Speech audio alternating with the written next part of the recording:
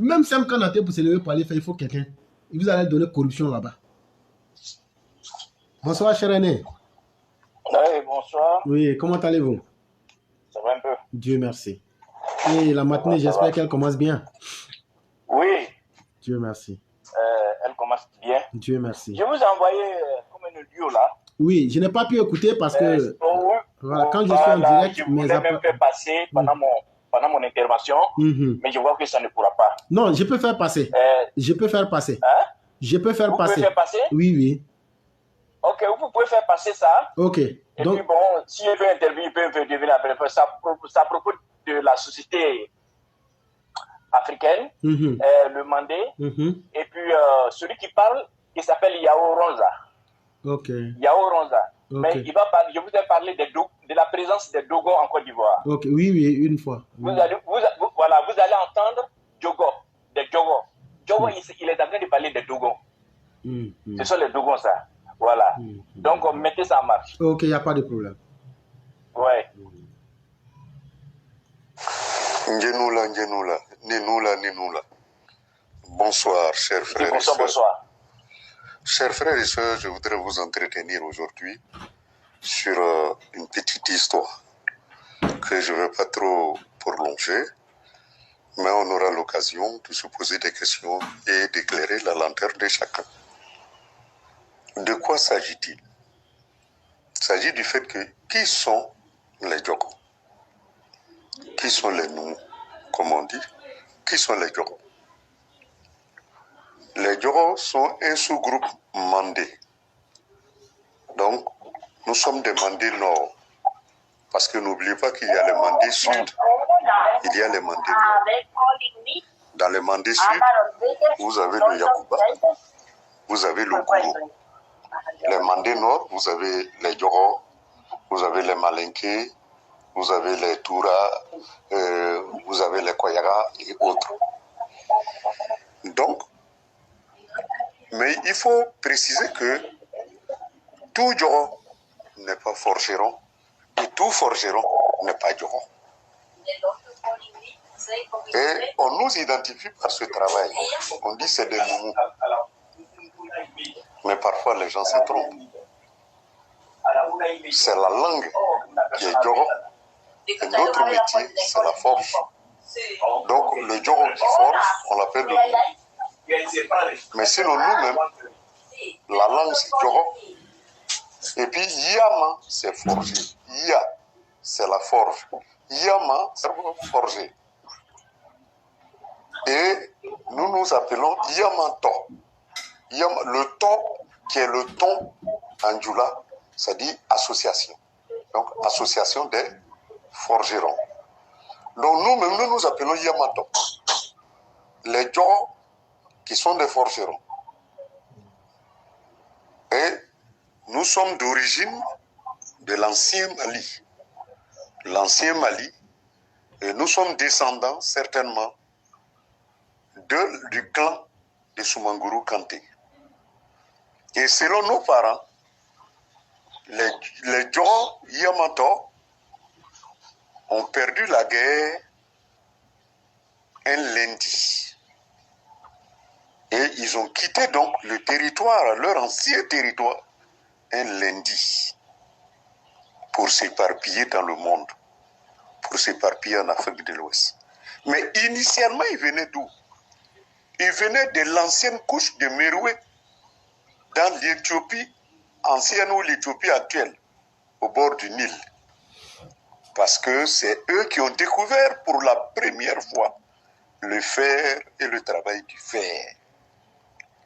Et je voudrais vous dire que l'extraction du fer, pour la dernière fois, s'est faite au Mali en 1995 par des Yamatons, par des Yamamoro, qui ont démontré comment on pouvait extraire du fer.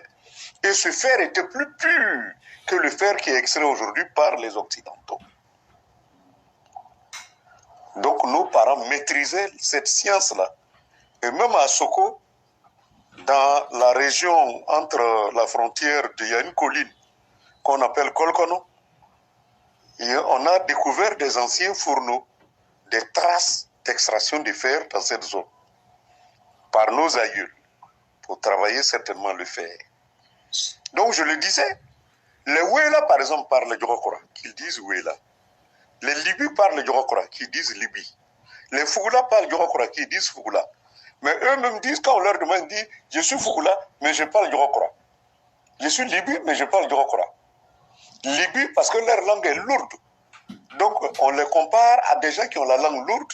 Donc les Malinké les appellent Ningbili, celui qui a la langue lourde, qui est différent donc mais c'est le même Noumou, avec bien sûr des variants, comme vous trouverez des variants dans la langue Djoula ou dans le Malinké. On a le Malinké d'Odiéné, le Malinké de Bondoukou, le Malinké de Touba ou de Biankouma, le Malinké qu'on rencontre qui est vernaculaire, qu'on prend pour aller au marché, qui est différent donc des autres Malinké. Donc, les Djokos sont partis donc éparpillés et ils se sont retrouvés un peu partout en Afrique. Se sont retrouvés, donc au départ ils sont venus de la couche des Méroués. Certains sont descendus en Afrique du Sud par là-bas pour continuer le travail du fer. D'autres sont restés au Congo, au Zaïre, en Côte d'Ivoire, au Sénégal, en Guinée. Et avec l'éclatement de l'ancien empire de Soso, nous nous sommes retrouvés certains dans la région de Korogo, d'autres dans la région de Sinemanchali, d'autres dans la région de Dabakala. Certains sont descendus par Bouna, par Bondoukou, jusqu'à aller au Ghana et ainsi de suite. Parce que n'oubliez pas que l'ancien empire Soso ne se limitait pas seulement au Mali actuel, mais allait au-delà du Mali et même au-delà de la Guinée, de la Côte d'Ivoire et certainement du nord du Ghana et de certaines zones du Burkina Faso. Donc, il se trouve que nous sommes restés, nous sommes partis, nous, notre groupe de Soko, nous sommes partis au Ghana et nous sommes revenus sur nos pas, comme si on partait à la recherche. Certains sont restés à Soko, d'autres ont traversé et sont restés juste à côté de Bondoukou, qu'on appelle Golé, qui ne comprennent plus la langue. Nous, aujourd'hui, ils ne parlent que le Koulango. Par contre, quand un homme meurt, ils disent allons faire ce que nos parents faisaient. Ils vont, ils pleurent, ils crient Ndjengo, Ndjengo, Ndjengo. Et puis ils se taisent. Et puis après, ils font tout le reste en Koulango. Quand c'est une femme, ils disent Néo, Néo, Néo. Et puis après, c'est terminé parce que c'est le seul qu'ils savent. C'est les seuls mots qu'ils savent pour le rituel qu'ils ont l'habitude de faire. Et alors, à Soko, nous avons gardé la langue et nous avons gardé le métier de la forge. Et le Noumou est très solidaire. Et nous avons une chanson qui a été traduite en Djoula, où nous chantons, c'est lorsque on sort le tambour de guerre des Noumou, des forgerons, des Yamato et des Yoro et Yamato, on chante. Et on le chante même en Djoula pour montrer au Djoula pour montrer aux Malais, aux autres Malinké que nous sommes là. Lamgoyako, Nitisie, Tamanae, Mounouma. Lamgoyako, Nitisie, Tamanae, Mounouma. Affaire de famille. Si vous ne pouvez pas marcher, vous n'avez pas de pieds, même si vous devez aller à genoux, allez-y pour défendre la famille. Et aucun Noumou ne doit être malheureux d'être Noumou. J'ai rencontré des Noumou. Et j'ai rencontré des Djoro, des Yamato, des forgerons au Mali. Ils avaient tellement honte d'être forgerons qu'ils se sont fait appeler Diakité, du nom Peul. C'est vrai que les alliés les plus puissants, les alliés les plus forts des forgerons que nous sommes, ce sont les Peuls. À part les Peuls, nous n'avons pas un allié plus fort que le Peul. Parce qu'initialement, nos parents habitaient ensemble. Et lorsque notre aïeul partait à côté de ses fourneaux, il a trouvé les bœufs sauvages.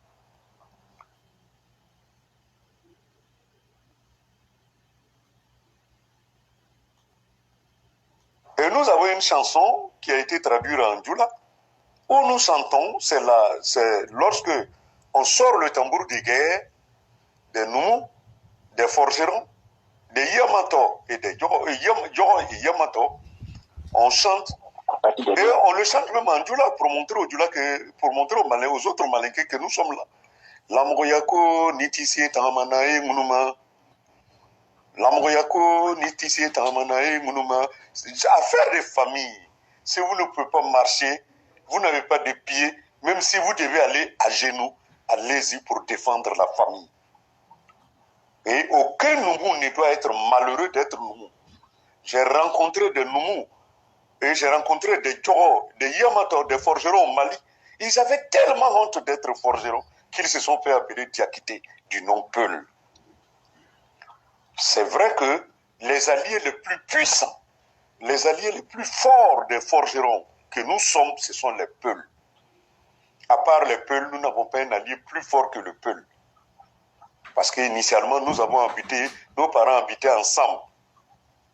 Et lorsque notre aïeul partait à côté de ses fourneaux, il a trouvé les bœufs sauvages. Et ces bœufs sauvages, son ami intime, c'était le Peul. Donc, il venait s'ouvrir au Peul pour dire, ah, quand je vais allumer mes feux, pour extraire le fer, j'ai trop des animaux là-bas qui viennent s'échauffer. Le Peul a demandé d'aller les voir. Et le Peul a su qu'on pouvait dompter les bœufs de la sorte. Et quand le Noumou ne partait pas, le Peul partait allumer du feu pour attirer les bœufs. C'est ainsi que les Peuls sont devenus propriétaires des bœufs. Et cela a dégénéré entre les forgerons, les Yamato et les Peuls. Il y a eu beaucoup de tueries. Ils se sont assis. Et ils ont pris le sang humain pour jurer, pour dire que plus jamais un Peul et un Noumou ne doivent se battre. Ou ne doivent faire vivre. Celui qui fait couler le sang de l'autre est maudit à jamais. D'où l'interdiction du mariage entre le Peul et le Noumou. Parce que si le Peul homme épouse une femme Noumou, à l'accouchement de cette femme, le sang va verser et ça sera alors la malédiction pour cet homme. Si un Noumou homme épouse une femme Peul, à l'accouchement de la femme Peul, le sang qui va verser est une malédiction pour cet homme. Et j'ai vu des cas, des très riches Noumou ou des très riches Peuls ont défié la loi, ont pris soit une femme Noumou ou une femme Peul et ils ont mal terminé sur les jeunes. Chers amis, voici aujourd'hui la petite histoire que je voudrais vous raconter. On reviendra sur d'autres faits pour vous dire que vous ne devez pas avoir honte parce que celui qui a découvert le fer qui sert aujourd'hui l'humanité tout entière, en locomotive, en avion, en voiture, en quoi, tout ce qu'on fait à base de fer, et ce sont nos aïeuls qui sont à l'origine. Et alors le Noumou doit être fier et proclamer haut et fort que je suis Noumou, je le suis et j'en suis fier. Moi, j'ai un côté Bron, à Bron, comme vous l'appelez. Ma mère a un côté gagné, mais je suis vraiment fier de proclamer partout que je suis Noumou. Et le Noumou, c'est patrilinéaire, c'est patriarcat. Nous sommes héritiers du côté de nos papas. Chers amis, bonsoir et à très bientôt pour un autre message. Alors, cher aîné. Oui. Je crois que ce monsieur, voici, c'est une bibliothèque voilà. vivante. Hein? Oui, oui. Et ce qu'il disait, par exemple, le totémisme dont il parlait là. Oui. C'est ce qu'on appelle le Tanamoroya que je venais de dire dans le Kurukanfuga. Oui, oui. Et vous voyez que tout rentre là. Il a parlé de l'Empire Soussou. Bien sûr, oui. Et vous voyez que toutes les pièces se raccordent. Se raccordent, bien sûr. Se raccordent. Ce qu'il dit, ce qu'il dit, comme on appelle, quand il parle de Dogon, c'est le Dogon. Quand il parle de Dogon, c'est le Dogon. Donc les Ivoiriens ne savent pas qu'il existe des Dogons en Côte d'Ivoire. C'est ce que je veux faire savoir. Lui, il est parti au Mali, il a trouvé des Dogons. Il dit qu'il a trouvé des Dogons là-bas. Voilà. Sinon, en fait, le Noumou en tant que tel, ce n'est pas ethnie. Voilà, c'est le métier. Voilà, le Djogo qui fait l'ethnie, qui a la langue. Quand il dit Djogo, quand il dit Djogo Kroa, c'est la langue. Kroa, c'est la langue. Djogo, c'est le Dogon. En Côte d'Ivoire, on appelle ça Djogo. Mais nous avons des anthropologues très paresseux. Ils ne sont pas capables, ils sont dans les maisons, dans les bureaux climatisés à Abidjan. Ils ne rentrent jamais dans nos villages pour savoir, pour détecter tout ça là et le faire sortir. Ils mettent tout le monde dans le même sac de Djoula. Djoula, et finalement, ces ethnies disparaissent. Ça, c'est Yaopo Wonza. C'est un professeur. Bon, donc il fait des recherches culturelles. Et comme il a dit, les Djogos, on est entre le Ghana, en passant par Korogo, tout ce que tu vois, nous, bon, on est dominé souvent, la langue est dominée, et c'est ce qui arrive. Moi qui vous parle là, je suis entre les Djogos et les Sénéfaux. Voilà. Par la femme, je suis Djogo, mais par le grand-père, je suis Sénéfaux. Mais comme le grand-père est allé s'installer dans le village, tout ce qu'ils appellent le village, dans la région de Tabakala, village forgeron, c'est les Djogos qui sont là, c'est les Dogons. C'est les Dogons qui sont là. Voilà.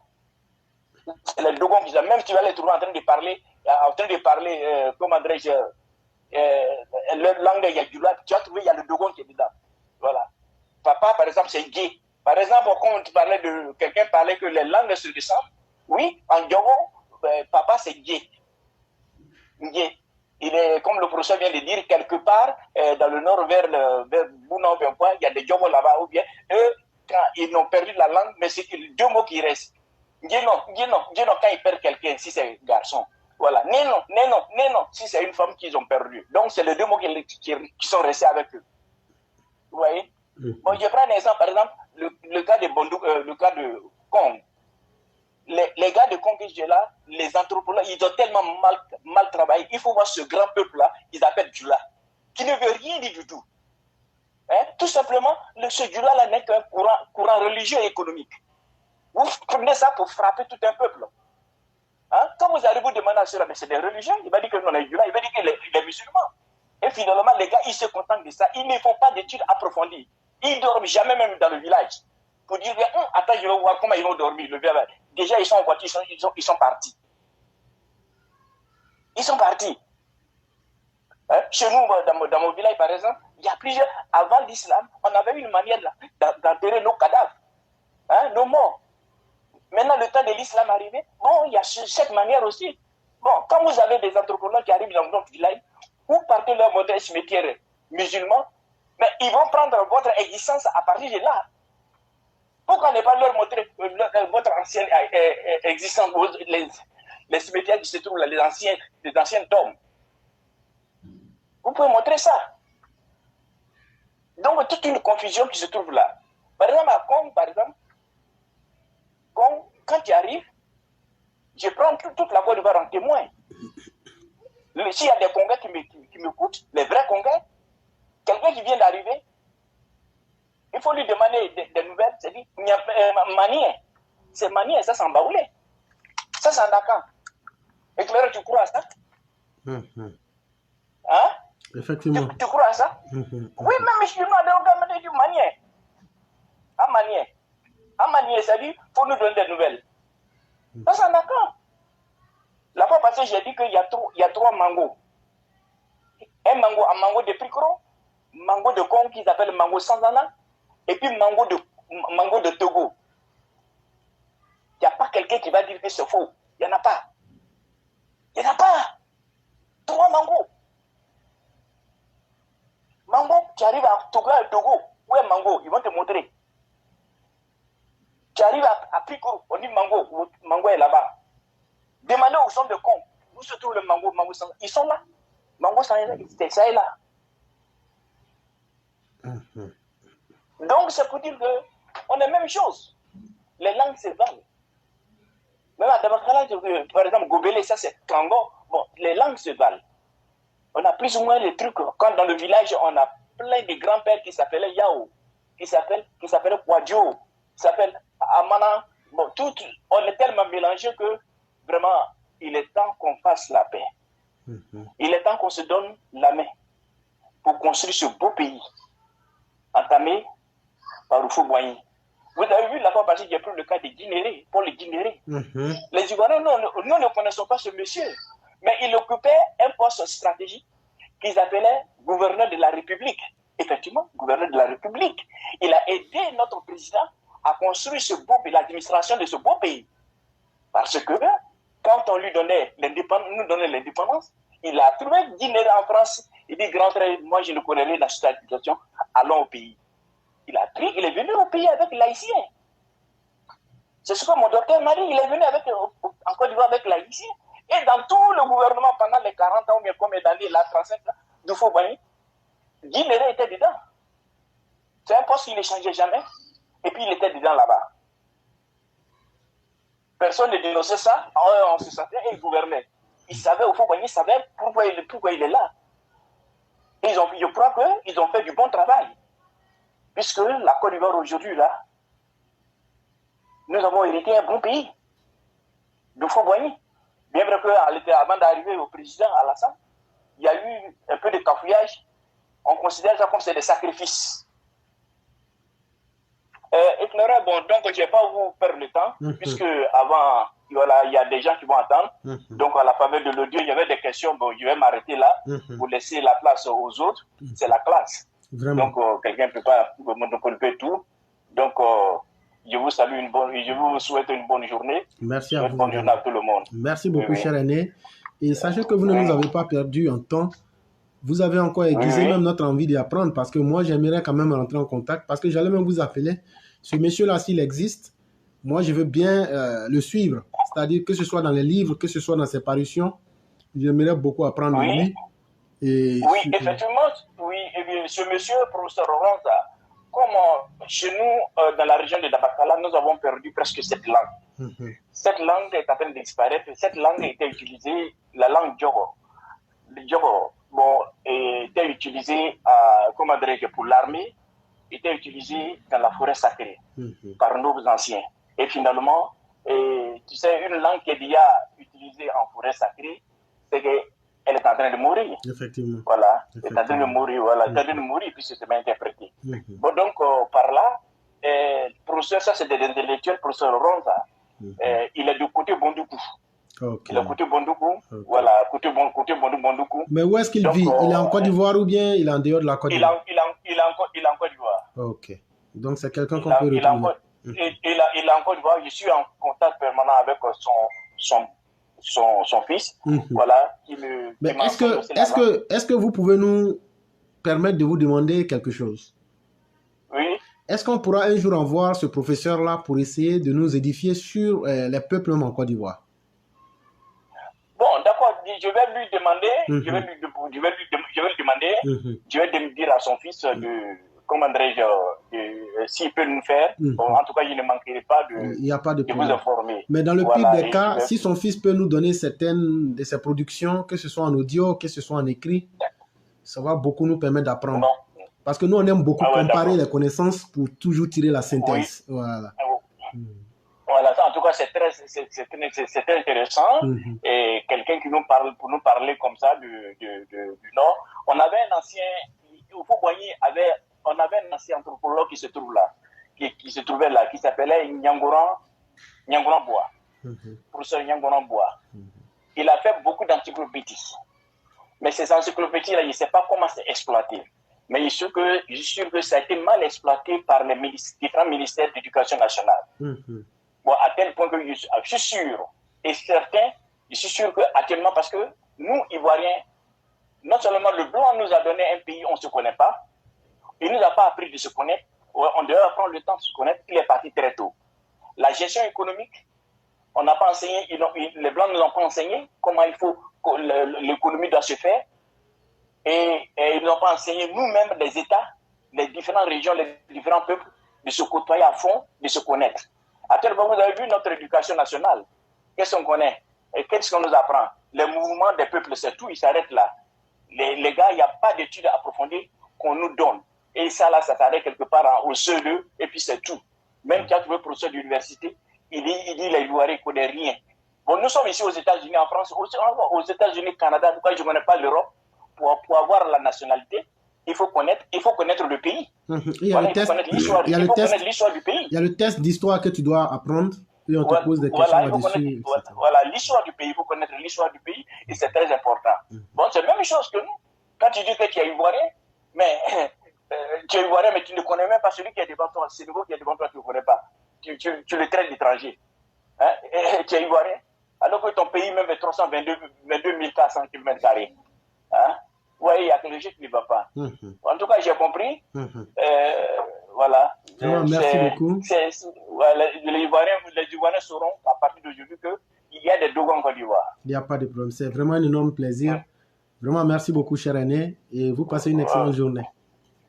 Merci. Merci beaucoup. Merci. Ouais. Et donc, vous voyez que la classe, véritablement, mérite tout son sens. Et l'aîné qui a parlé précédemment parlait même en disant que nous ne savons même pas comment nous enterrions nos parents auparavant. À ceux qui sont xénophobes sur la plateforme, je dis bien les xénophobes, et là on n'est pas en train de plaisanter, vous saviez très bien qu'on gardait le corps. Les xénophobes, s'il vous plaît, si je mens là, mettez dans les commentaires c'est faux. Parce qu'il ne faudrait pas que les gens viennent dire il a menti et puis, comme vous le supportez, vous mettez c'est faux. Ou bien si ce n'est pas vrai, vous dites qu'il faut donner des détails. Vous saviez très bien qu'on gardait le corps. Mais comment on faisait pour garder le corps? Parce que l'enterrement ne se faisait pas comme ça un coup dans le vide. Comment on faisait pour garder le corps? Très peu de personnes le savent, alors qu'il y a deux petites choses, c'est ce qu'on prenait pour garder le corps. On ne va pas donner les détails là parce qu'il y a des gens, les brouteurs et autres, il ne faut pas ils vont utiliser ça. Et si je prends par exemple le peuple mandé,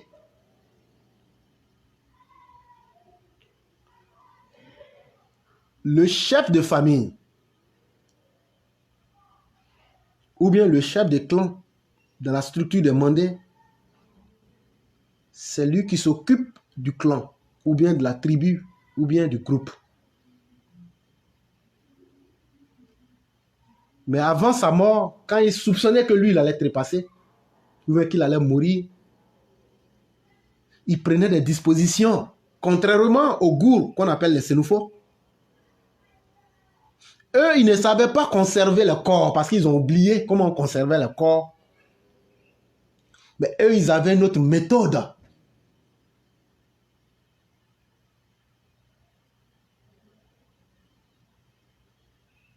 Et cette méthode-là, eux, ils faisaient de l'anticipation. Ils réunissaient son clan et ils leur disaient, je ne suis pas à même de terminer cette année. Produisez beaucoup plus de culture parce que quelque chose pourrait advenir. Ces sociétés-là avaient acquis des savoirs et des sciences. Et on avait des manières effectivement d'enterrer, selon le statut et selon même les liens entre la personne et les membres des ancêtres. Il y avait des manières d'enterrer. C'est pourquoi ils ont appelé nos sociétés, nos religions, des religions animées, animisme. Il y a beaucoup de choses à apprendre, chers Africains. Soyons conscients de nous-mêmes. Dieu ne peut pas créer quelqu'un pour que tu sois vide.